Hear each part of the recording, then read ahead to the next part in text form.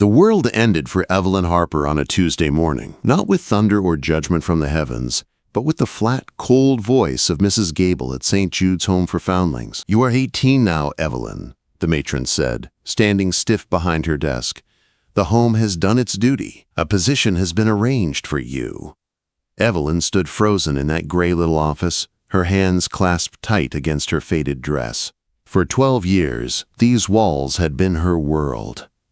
Hard beds, cold meals, endless prayers. A world without kindness, but a world she understood. "A position?" she whispered. "As a maid?" Mrs. Gable's mouth pressed into a thin line. "As a wife." The word hit like a stone dropped in still water. Evelyn felt her breath catch. "Mr. Jedediah Fitch," the matron continued. "He owns the lumber mill, a man of standing, a widower." Evelyn's stomach twisted. She knew him. Every girl in town did. Fitch was 50, maybe older, with a round belly and a tobacco-stained grin. He had eyes that clung too long, that made even daylight feel unsafe. 2 wives buried. One from fever, one from a fall down her own stairs. Everyone whispered, but no one dared question. "No," Evelyn said softly. It was barely a sound, but it was rebellion all the same. Mrs. Gable's gray eyes turned sharp. "You have no family, no money, no prospects. You'll do your Christian duty. A home, a husband, security. It's more than most girls get." Evelyn felt her world tilt. She was nothing but a debt to be cleared, a burden handed off. That night, lying on her narrow cot in the dormitory, she stared into the dark, listening to the soft breathing of the younger girls. The thought of Fitch's heavy hands, his reeking breath, his name pressed onto hers, it filled her with a cold terror that left her trembling under her thin blanket. Escape. The word struck like lightning in her mind. But where? 2 days later, the answer appeared. It was printed in the corner of an old newspaper that had been used to wrap a bundle of donated shoes. Mail order bride wanted. Sheriff. Widower. 4 children. Quiet homestead. Western Territory. The small block of text was plain, almost cold. But to Evelyn, it was light in a dark room. A sheriff meant law, decency, maybe even honor. 4 children meant a man who needed a mother in his home, not a servant in his bed. She read the words over and over until the letters blurred. Quiet homestead. Western Territory. It sounded like freedom. That night, using the few coins she had hidden away from years of mending clothes, she paid for a short telegram to be sent. Evelyn Harper, age 18. Accept position. Arriving soon. There was no reply. A week later, a plain envelope arrived with a one-way train ticket to a place she'd never heard of, Ash Hollow. She packed 2 dresses, her Bible, and a small carved wooden bird that had belonged to her mother. Then, before dawn, she walked away from the only home she'd ever known. The train ride west felt endless. The farther it went, the more the world outside changed, green fading to gold, then to brown and dust. Towns grew smaller, scattered like forgotten footprints across the land. The sky widened until it swallowed everything. By the time she boarded the stagecoach, she was no longer the pale girl from St. Jude's. She was something raw and stripped down, forged by the journey itself. The coach rattled and jolted over miles of cracked earth. The air turned to heat and grit. The other passengers, a silent miner and a woman in black, barely spoke. Dust filled Evelyn's throat, her eyes, her hair. She felt it settle into her bones. When the coach finally slowed, the driver shouted, "Ash Hollow!" Evelyn looked out the small window. It wasn't a town. It was a scar on the land. A handful of buildings bleached by the sun. A saloon, a church, a store. A place that looked too tired to care who came or went. As she stepped down, every face seemed to turn toward her. The wind tugged at her skirt, carrying whispers through the street. And then she saw him. He stood in front of the sheriff's office, leaning against a post. Broad-shouldered, sun-worn, still as a statue carved from the desert itself. He didn't wear a badge, but something about him, the calm, the weight, left no doubt. Sheriff Nathaniel Cole. He was older than she'd imagined. Lines carved deep around his eyes, streaks of gray through his dark hair. His expression was unreadable, tired, guarded. When their eyes met, she forgot to breathe. There was no warmth in his gaze, only the quiet of someone who had seen too much and felt too little for far too long. He stepped forward, his shadow falling across her shoes. "Miss Harper?" he asked. His voice was low, steady, roughened by wind and years. "Yes," she said, clutching her carpet bag. He nodded once. "The wagon's this way." From the doorway behind him, 4 faces peeked out. Children. A boy of about 14, another younger one, a little girl hiding behind them, and a toddler clutching the eldest's leg. All with the same gray eyes as their father. The eldest boy looked at her like she was an unwelcome stranger. The youngest stared as if she were a ghost. Nathaniel lifted her bag and set it in the back of the wagon. "Come on," he said. She climbed up, her heart pounding. The wheels creaked forward through the dust. The ride to the homestead was silent, except for the wind and the faint squeal of the wagon wheels. The land stretched endless and empty. Sage, dust, sky. When they reached the house, she felt a weight settle on her chest. It was 2 stories, weathered gray wood, paint long, stripped away. The barn sagged like a tired old man. A single cow watched from behind a fence. Inside, the air was clean but hollow. No laughter, no scent of bread or flowers, just wood and quiet. The children disappeared the moment they entered. "Your room's upstairs," Nathaniel said. "First door on the right. Supper's at 6. Then he left. The door clicked shut behind him. The sound echoed through the empty house like a lock turning. Evelyn stood there in the stillness, clutching her bag, surrounded by silence thick enough to choke her. This was supposed to be her sanctuary, her beginning. But as she looked around at the shadowed corners and listened to the lonely wind outside, a cold thought crept through her heart. She hadn't escaped danger. She'd just stepped into its waiting arms. The first morning on the Cole homestead began before sunrise. Evelyn woke to the rooster's cry and the chill of wooden floors biting at her bare feet. The air was sharp with the smell of ashes from last night's fire. For a moment, she lay still, clutching her quilt, listening to the creaks and sighs of the old house. It felt alive, whispering secrets through the walls. She dressed quietly, smoothed her hair, and made her way downstairs. The kitchen was plain but tidy. Bare shelves, a cast-iron stove, a wooden table worn smooth by years of use. She decided she would start breakfast, wanting to prove she could belong here. The attempt was disastrous. The bacon burned to a black crisp on one side and stayed raw on the other. The biscuits were thick, heavy things that refused to rise. When she set the meal down, the silence in the room grew heavy enough to crush her. Nathaniel sat at the head of the table. His movements were calm, deliberate, almost mechanical. Without a word, he poured syrup over the burnt biscuits and ate them as if they were fine cooking. The children followed suit, silent and solemn. Evelyn's cheeks burned. The eldest boy, Jacob, kept his eyes down, his jaw tight with quiet anger. The younger boy, Samuel, looked curious but said nothing. The little girl, Clara, barely touched her food. And the smallest one, Hannah, chewed happily, unaware of the tension around her. When the meal was over, Nathaniel stood, adjusted his hat, and said, "I'll be back before sundown." He left without another glance. The door closed softly behind him, but its echo lingered in the house like a ghost. Evelyn looked around at the empty room. The dishes, the cold stove, the crumbs on the table, everything was proof of her failure. But she didn't cry. Instead, she rolled up her sleeves and began to scrub. She cleaned until her hands ached and her arms trembled. She drew water from the well, hauled it back, washed, mended, swept. The work became her anchor, something she could control, but the silence of the house pressed against her like a weight.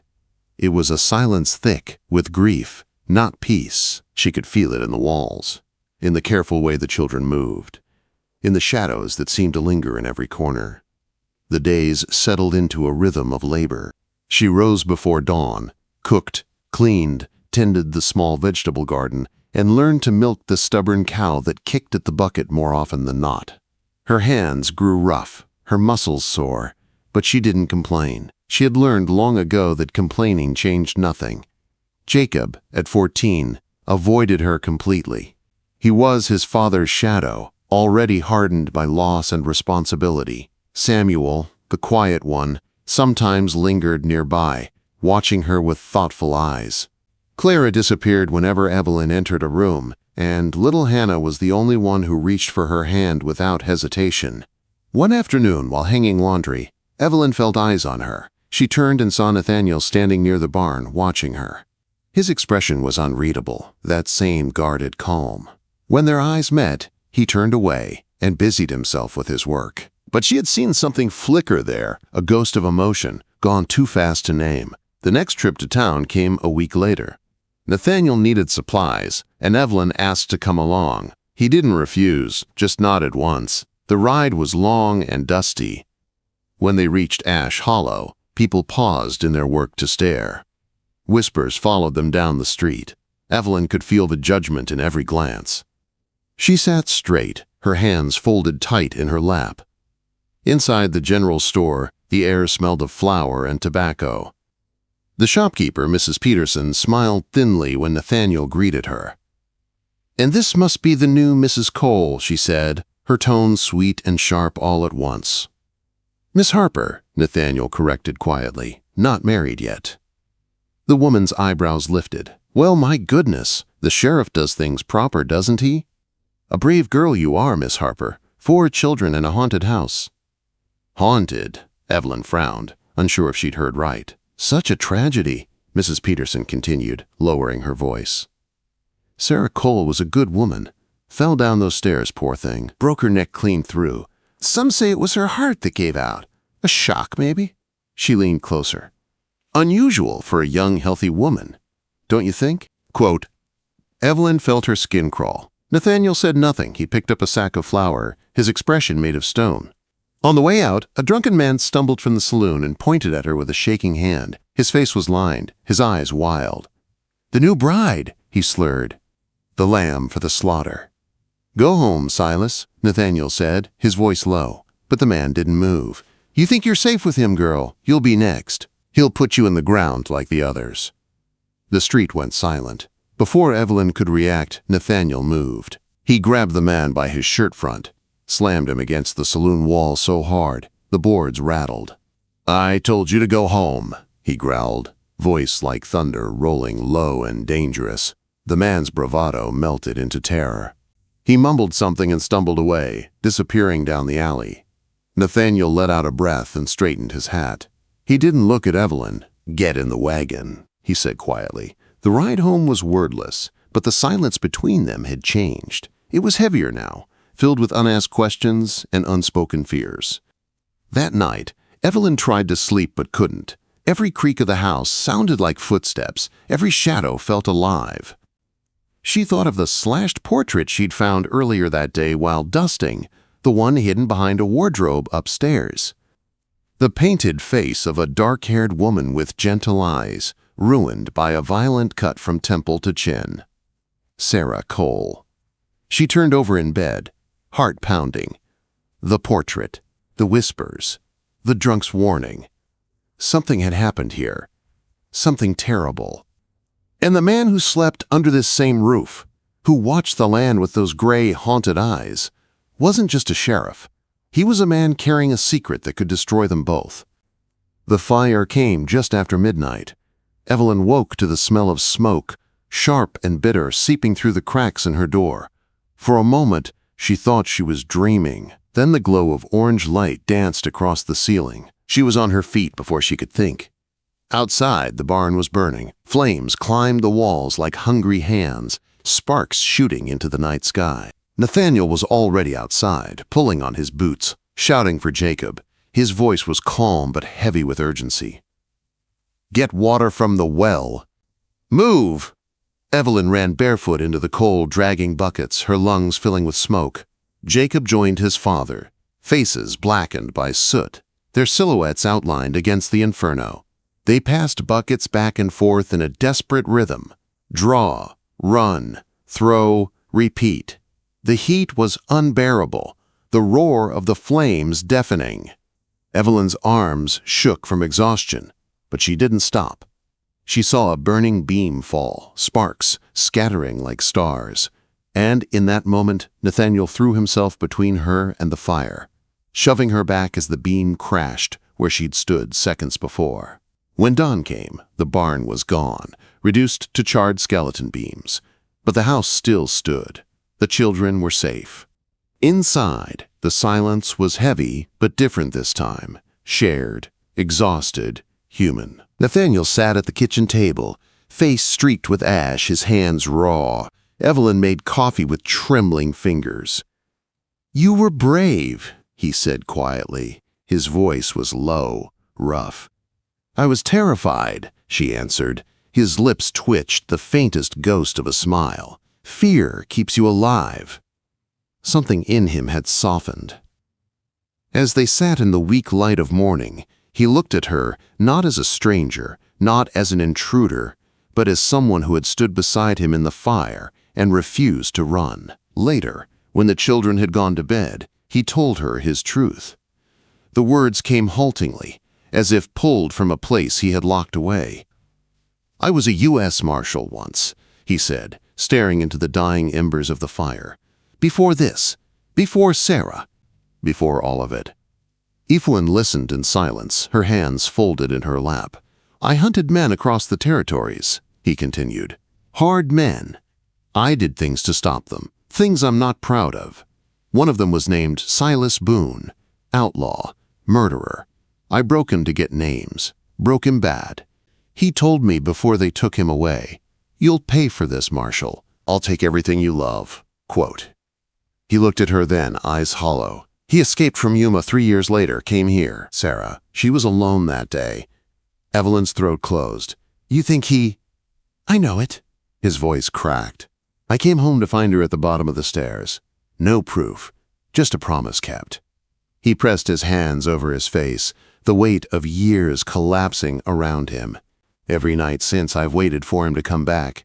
That's why I watch the land. Why I keep the rifle by the door." Evelyn reached across the table and placed her hand over his. "You can't live in fear forever, Nathaniel." He looked up, his eyes glassy. "Fear's all that's kept us alive." The next few days passed in uneasy quiet. The barn lay in ruins. The children grew restless, and Nathaniel worked from dawn to dusk, rebuilding what he could. Evelyn tried to mend the rift between her and the children. Slowly, painfully, she began to succeed, especially with little Clara, who shyly began to help her bake. Then, one evening, as the sun dipped behind the hills, a single rider appeared on the ridge. Nathaniel stepped onto the porch, his hand going to the revolver on his hip. The rider didn't approach. He turned his horse, lifted one arm, and pinned a note to the gatepost before galloping off into the dusk. Nathaniel walked out, tore the paper free, and brought it inside. His face had turned to stone. Evelyn unfolded it, her fingers trembling. "I'm back. I want blood. I want her." Signed with one crooked letter. B. The air in the kitchen went cold. The children froze in the doorway, sensing the shift. Nathaniel spoke quietly, his voice steady as iron. "Jacob, hitch the wagon. Take your brother and sisters to the Henderson place. You don't stop till you're there." "Pa," Jacob began. "Do it." Within minutes, the children were bundled and ready. Evelyn kissed Clara's hair, hugged Hannah close. Nathaniel crouched beside Jacob, pressing a hand to his shoulder. "You're the man of the family now. Keep them safe." Then the wagon rolled away into the night, carrying their future with it. When the dust settled, Nathaniel turned to Evelyn. "There's a mare saddled in the barn. Ride east. Don't stop till you reach Fort Laramie." Evelyn shook her head. "I'm not leaving. This isn't your fight." "It is now." She stood firm, her eyes bright with fear and fire. "You think he'll let me reach the fort? You think I'll survive alone out there? No, Nathaniel, this is my home too." He saw it then, the strength beneath her gentleness. The fire that no storm or man could extinguish. He nodded once. "Then we prepare." They barricaded the doors and windows, hauled barrels of water inside, stacked ammunition and food near the hearth. He showed her how to load the shotgun, how to steady her hands. When the sun began to rise, 3 figures appeared on the ridge. Silas Boone rode in front. His beard was gray now, his eyes burning with hate. The attack began without warning. Gunfire ripped through the morning stillness. Bullets shattered the windows, splintered wood, tore holes through the walls. Nathaniel fired from the parlor, calm and precise. Evelyn crouched in the kitchen, her heart pounding. A man broke from cover, running toward the house. She didn't think. She just lifted the shotgun, aimed for his chest, and pulled the trigger. The blast echoed like thunder. The man fell and didn't move again. 2 left, then 1. Finally, silence. Nathaniel moved toward the door, checking the fallen bodies. Evelyn followed, clutching the shotgun. She barely saw the shadow move behind him. Silas burst from the smoke, a pistol raised, eyes blazing with madness. Nathaniel turned too late. The gun fired. Nathaniel fell. Evelyn screamed and ran forward, grabbing the kitchen knife from the table. Silas turned, sneering, raising his gun again. She drove the knife into his side with all her strength. His eyes went wide with shock. The pistol fired harmlessly into the floorboards before he crumpled. The house went still. Evelyn dropped the knife and fell beside Nathaniel. He was bleeding but alive, his breath ragged. She pressed her hands against the wound, sobbing. "It's over," she whispered. "It's over." Quote. Days later, the sheriff from the next county came. The law called it self-defense. Silas Boone was dead, his men buried on the edge of the property. The children came home. The town that had whispered against Evelyn now came to shake her hand. She was no longer the orphan bride. She was the woman who had stood her ground and saved a family. Weeks later, Nathaniel stood with her on a hill, overlooking the prairie. The wind was warm, carrying the scent of wildflowers. "I thought I was done with life," he said quietly. "Then you came along." He pulled a small ring from his pocket, the gold worn thin by time. "It was Sarah's. I wanted to have a new story now. Marry me, Evelyn." Tears blurred her vision. "Yes," she whispered. "They married on that hill with the children as their witnesses. No church, no choir, just wind, sun, and the vast wild sky." As the judge pronounced them husband and wife, little Hannah tugged on Evelyn's dress. "Mama," she said softly. The word struck Evelyn's heart, like sunlight breaking through clouds. Nathaniel wrapped an arm around her shoulders, drawing her close as the prairie stretched endless before them. The ghosts were gone. The house behind them was no longer silent. It was full of laughter and life. She looked up at the horizon, where the sky met the land, and thought of the frightened girl who had fled St. Jude's. That girl had come west seeking safety. What she found was something far greater: love born from fire, and a home built from the ashes.